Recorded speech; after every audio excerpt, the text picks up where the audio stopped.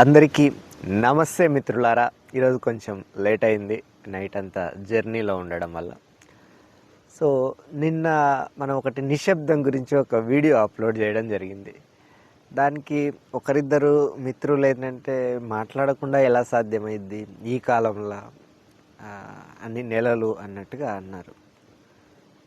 సాధ్యం అవుద్ది. అయితే మాట్లాడడం ఎంతవరకు అవసరం అన్నది చూస్తే మనం జనరల్గా చూస్తూ ఉంటాం. మీరు కూడా గమనించండి, వ్యక్తిగతంగా కూడా కొన్ని అంశాలు మీకు కూడా తారసపడి ఉంటాయి. మాట్లాడుతూ ఉంటారు మనుషులు, కానీ అంటే మనిషి గడప దాటేలోపు చెడు ఊరంతా చుట్టేసి వస్తుంది అని ఉంటుంది. అసలు ఏం మాట్లాడుతున్నాము, ఎందుకు మాట్లాడుతున్నాము, ఎక్కడ మాట్లాడుతున్నాము ఎరుక ఉండదు. ఈ భాషకు సంబంధించి కొంత లోతుకి వెళ్ళే ప్రయత్నం చేశా. అసలు మనుషులందరూ ఇంతేనా, లేక గొప్ప వ్యక్తులు అనుకున్న వాళ్ళు ఇంకేమైనా డిఫరెంట్గా ఉన్నారా చూస్తే మనకు ఒక సోక్రటిస్ దగ్గర కొంత స్పష్టత దొరికింది. అదేంటంటే, మనలాంటి వాళ్ళు ఎవరైనా ఇతరుల గురించి చెప్తే పని పక్కటి చెప్పు చెప్పు చెప్పు అంటాం. కానీ సోక్రటిస్ జీవితంలో అతను తన పని తాను చేసుకుంటూ ఉన్నప్పుడు తన మిత్రుడు వచ్చి నీకు విషయం చెప్పాలా అంటాడు. అప్పుడు సోక్రటీసు 3 ప్రశ్నలు వేస్తాడు అతనికి. ఆ 3 ప్రశ్నలు సరైన సమాధానం సంతృప్తి చెందితేనే నేను వింటా అంటాడు. ఓకే, అడుగు ఏదో ఆ ప్రశ్నలు అంటే సోక్రటీస్ అడుగుతాడు తన మిత్రుని, నువ్వు చెప్పేది నీకు సంబంధించిందా, నాకు సంబంధించిందా, థర్డ్ వ్యక్తికి సంబంధించిందా, ఆ చెప్పే విషయం నిజమని నువ్వు నిర్ధారించుకున్నావని అడుగుతాడు. అంటే లేదు, అది థర్డ్ వ్యక్తికి సంబంధించింది, మూడో వ్యక్తికి సంబంధించింది, నీకు సంబంధించింది కాదు, నాకు సంబంధించింది కాదు, అది నాకు వేరే వాళ్ళు చెప్పారు అంటాడు. అంటే నిజం కూడా కాదు. అయితే ఫస్ట్ ప్రశ్న ఫెయిల్ అయింది. రెండో ప్రశ్న ఏంటంటే, నువ్వు ఆ విషయం చెప్తున్నావు కదా మూడో వ్యక్తి గురించి, అది మంచిదా చెడుదా అంటాడు. అంటే చెడుదే. అంటే రెండో ప్రశ్న కూడా ఫెయిల్ అయింది. మూడో ప్రశ్న, నువ్వు ఆ విషయం నాకు చెప్పడం వల్ల, నేను వినడం వల్ల నీకు కానీ నాకు కానీ ఈ సమాజానికి కానీ ఏమైనా ఉపయోగం ఉందా అంటే లేదు.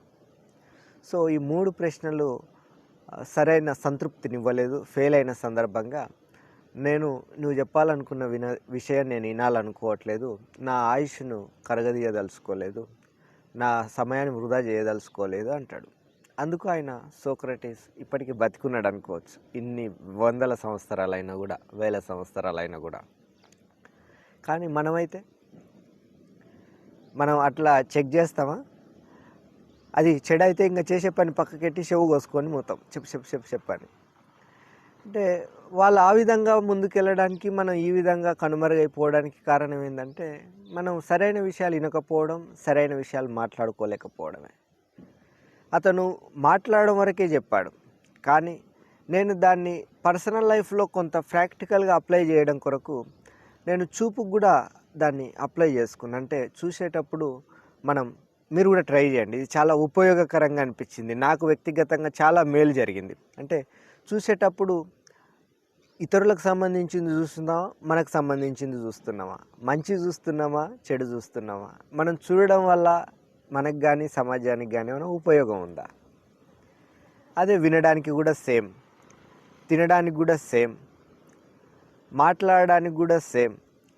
ఇట్లా ప్రతి దాన్ని మనం ఈ సెన్సరీ ఆర్గాన్స్ను ఆ 3 ప్రశ్నలకు లింక్ చేసుకుంటే మనకు పెద్దగా మాట్లాడే అవసరం పడలేదు. నాకైతే వ్యక్తిగతంగా మనకు మాట్లాడాల్సిన సందర్భం రాదు కూడా అనిపించింది. మీరు కూడా అది చాలా ఉపయోగం ఉంటుంది. భాష అన్నది చాలా గందరగోళాన్ని సృష్టిస్తుంది. కానీ సరైన భాష రావాలంటే ఈ రకమైన పరీక్ష అవసరమే. మనం చూడండి, మీరు ఎక్కడ నలుగురు గుంపు కూడినప్పుడు కూడా మీకు స్పష్టంగా అర్థమవుతుంది. 3 రకాల టెస్టులు చేసుకోవాల్సింది, వీటిని మళ్ళీ మళ్ళీ మనం వినాల్సిందే, మళ్ళీ మళ్ళీ మాట్లాడుకోవాల్సిందే. ఫస్ట్ ప్రశ్న ఏంటంటే, అక్కడ లేని వ్యక్తి గురించి మాట్లాడుకుంటారు. సెకండ్ది, అది చెడు గురించే ఎక్కువ మాట్లాడుకుంటారు. థర్డ్ది, వాళ్ళు అలా మాట్లాడుకోవడం వల్ల ఎలాంటి ఉపయోగం అనేది ఉండదు. ఇది మిత్రులారా ఈరోజు మనం చర్చించాలనుకుంటున్నాం. చాలా సింపుల్గా ఉంటుంది, చిన్నగా ఉంటుంది, కానీ ఇది అప్లై చేస్తే మాత్రం అద్భుతం. అద్భుతాలు జరుగుతాయి. Thank you once again. Like, share, subscribe this channel.